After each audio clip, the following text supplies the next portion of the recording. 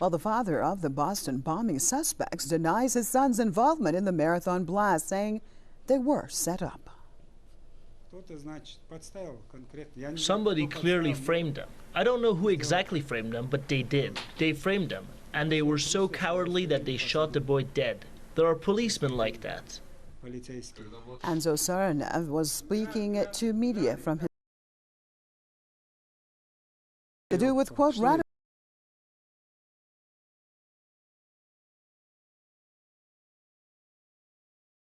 Has also said that her sons were set up by the FBI. 26-year-old Tamerlan Sarnev was killed during a firefight with police in Watertown, Massachusetts on Thursday. His 19-year-old brother, Johar, was arrested on Friday. We're going to switch over to Austin, Texas, joined by from Infowars.com. Alex Jones, thank you for joining us, Alex. Alex, tell us your take on this situation. I mean, we seem like we have so much information coming out and contradictory. What's your take on this situation and what the fathers of the young men have said? Well, thanks for having me. For someone who doesn't study this, for the general public that doesn't follow false flags or intelligence operations like this, it looks like they got their guys, but when you know what you're looking at, you see all the photos of all the contractors and spies and people watching the two brothers when they come, when they go, all the other people there, they're there with black bags. Okay, Alex, I'm going to have to interrupt you. Alex, we're having some audio difficulties. Hopefully we can get you back on, and definitely would like to talk to you. Do we have him? Alex, can you hear me now? They say it's a clear line. Absolutely. Can you hear me now? Okay, perfect. Go ahead, Alex. Thank you. Sure. No, it's just that if you've studied past intelligence operations and you've seen how Western governments have done this before, this is a classic false flag, a classic self-inflicted wound, staged event. If you look at Oklahoma City in 1995, it was clearly staged. I've investigated that deeply. They had a lot of different patsies and groups there that believed that they were taking part in a drill. And we know that there was a drill at the Boston Marathon and at the end of the Boston Marathon, and there were Defense Department personnel and contractors swarming around with black backpacks, so that in case the police basically saw something suspicious, the bomb wouldn't be stopped. And then I predict that once they showed these patsies' faces a few nights ago, that they would both end up dead.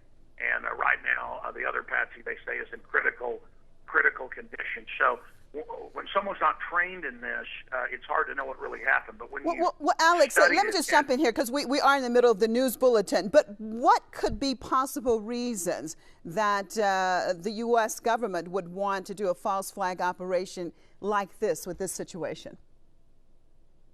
Well, they want a political diversion from the congressional committee that ruled the day before that George W. Bush and Barack Obama are guilty of war crimes and treason for ordering ongoing torture at torture camps all over the world. That was even in the New York Times. It also becomes a political diversion and allows the security state to begin to set up checkpoints and really a type of soft martial law around the country. But this has all the hallmarks of a false flag operation, and we have the photos, hundreds of them, and videos of contractors all around where the bomb went off, and then removing themselves about a minute before the bombs actually go off. And the FBI has a long history of provocateuring people to go out and carry out bombings. Alex, just real quickly, 30 seconds. Alex, do you think that it's possible that we're going to actually, because we know about various false flag operations that you have mentioned before, do you think that this is something that will actually come out, that the average American in the United States will come to realize or understand that it's a false flag operation? Yes, I mean, most Americans I talk to already understand it has all the signs of a staged event. The problem is that the power structure is in control, so no one will be brought to justice, and they will use this to abolish the Bill of Rights and Constitution. They also used it to ram through the Internet censorship bill yesterday. So they're using this for a lot of reasons, and they also use it to take over the city of Boston. Never before before happened. Lock it down under martial law. This is all about a police state power grab. That's why government staged false flags from Hitler to Clinton. All right. Well, thank you so much for being with us. That was Alex Jones from Infowars.com out of Austin, Texas. Of course, looking at that situation that had taken place in Boston. First of all, the bombing at the marathon, and then the capture and killing of those who had been accused, basically saying that they were false flag operations. Of course, we'll be bringing you more on that situation right here at Press TV.